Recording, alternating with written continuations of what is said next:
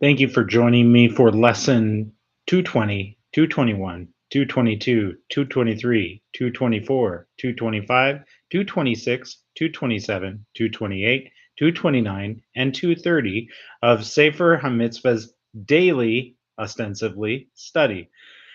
Today, I'm going to be recapping the mitzvahs that I have not covered during the festival of Sukkot, the festival of booths, and we things there were only about 2 days where I could have possibly done videos during that stretch, and the things did not align in order for us to be able to do these videos. So I'm going to go ahead and get these all done right now. And there's only 3 or 4 mitzvahs that were from this time.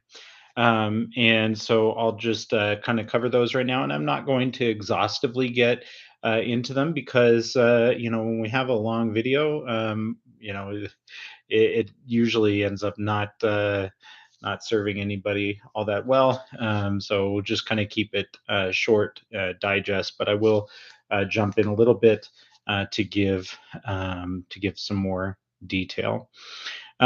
So first of all, we have the ritual impurity, the mitzvah of the laws of ritual impurity of sheratzim. Um, and those are, for instance, a dead lizard corpse, and one moment here. That um, they impart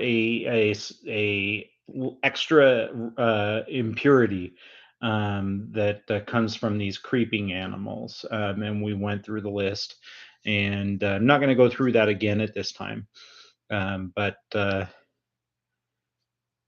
move on now to positive mitzvah 105. Positive mitzvah 105 is the mitzvah of ritual impurity of a seminal discharge. And so before we talked about someone who was a zav and they had a discharge, a flow from their body that was not um, expected, not did not have anything to do with any sort of sensation, and so that was a separate thing. This is um, the impurity that comes about through the expected means. We're trying to keep it PG here, and so when a man does have such a discharge, he is impure, and he doesn't have to run to the mikveh at any specific time, but he if he were going up to the temple, he would need to immerse, um, and so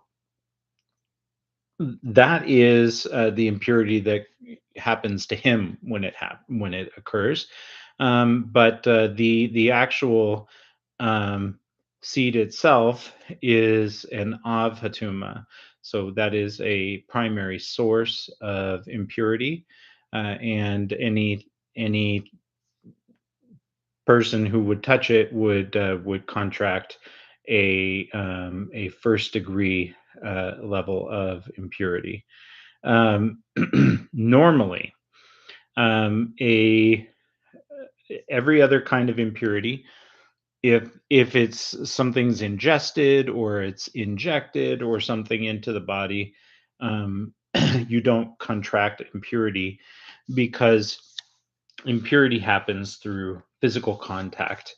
It can also happen through the tenting for instance, of a corpse, etc. But or carrying. Um, so normally, if let's say, you know, you ingested a source of impurity, like for instance a certain amount of of a body, a corpse, or something like that, a dead lizard or whatever. If it just went in, that is not actually going to impart the impurity to you. It's through the actual touching, the actual contact. Um, but in this case, um, when a husband and wife are together, or the she does actually contract impurity of this, and that's why I bring it up, because it's actually an exception to the rules of impurity. Uh, that even though it may not be touched by the outside of the skin, the impurity is transmitted to the other person, to the woman. All right, now going to talk about ritual impurity of food and drink. And I'm just going to go into a couple points on this, because there's a lot more that can be said. But ritual impurity of food and drink, we're commanded regarding food and drink that have contracted ritual impurity. One must follow all the laws associated with this impurity. And thanks for for giving me a moment to look up something here, because I realized I hadn't done it before we started talking. But there are seven liquids that will cause foods to receive ritual impurity. All right. So first of all, what is a food? This seems obvious, but a food is something that's first of all, separated from the ground. It has been harvested. If it's an animal, we would define food as, you know, the animal has been killed and it's now in a state where it could be eaten.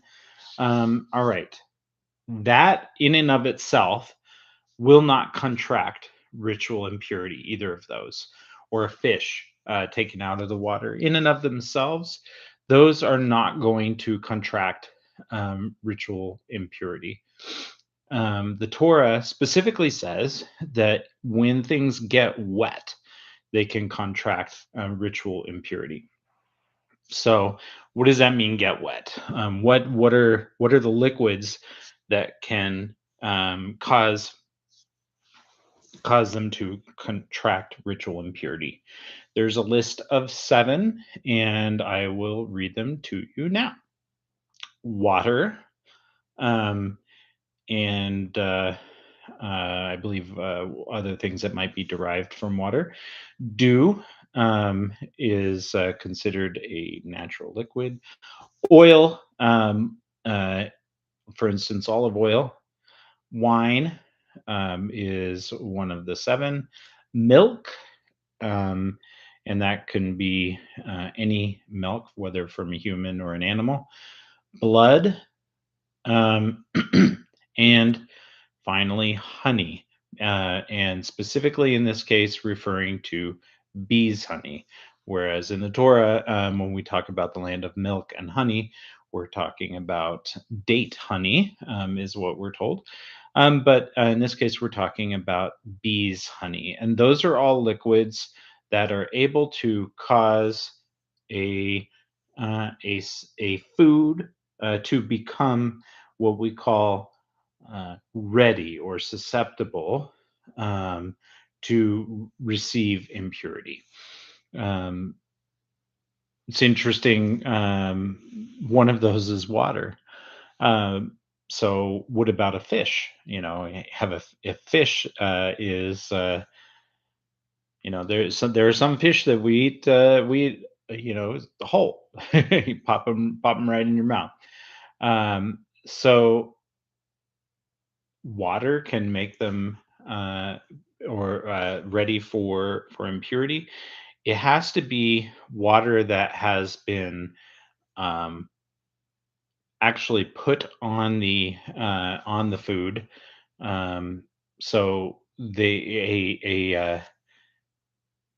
a fisherman in those days would have to be very careful to not turn their nets to cause water to after the fish has been caught to end up getting wet again. They could potentially um, make them susceptible to impurity. Now, once a food has received impurity, it is still possible um, to um, to get them to not be impure. And there are some maneuvers that can be done to rectify that situation. All right. Now we're going to move on to a mitzvah that we are going to actually talk about. Um,